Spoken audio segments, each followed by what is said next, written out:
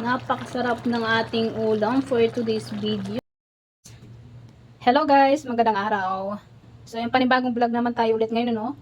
So magluluto tayo guys ng ating ulam.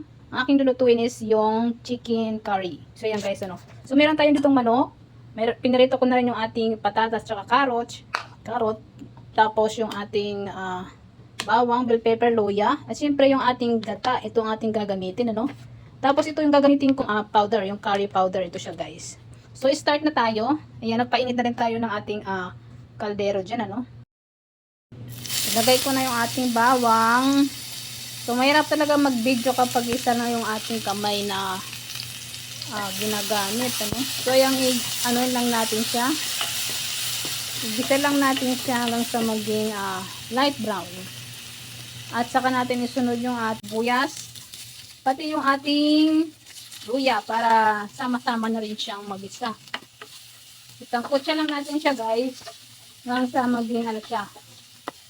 Yung lumambot yung ating sibuyas ba. Ganyan. Saka natin siya ilalagay yung ating manok. Ayan. Tangkot lang natin siya, no?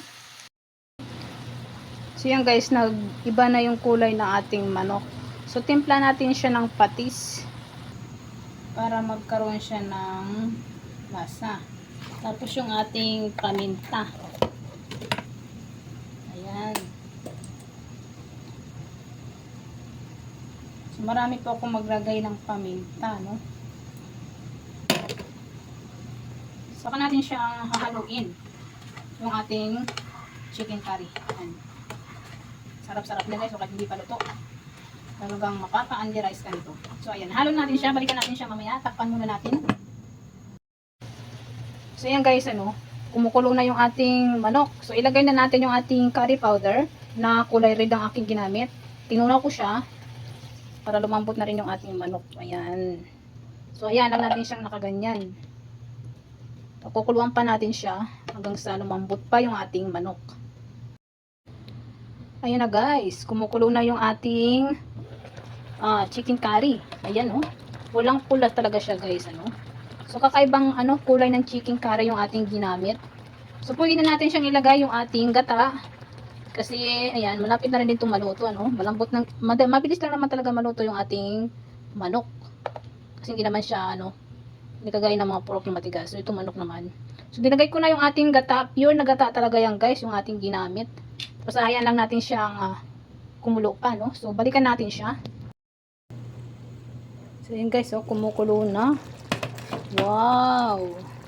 So talagang napakasarap tingnan, ano. So ilagay na natin yung ating bell pepper.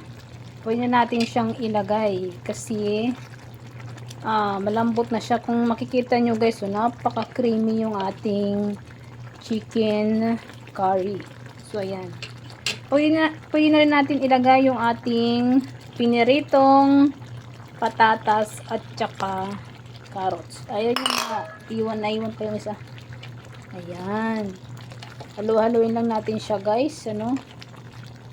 At mamaya saglit lang luto na rin ito. Ayan. So napakasarap talaga guys, oh.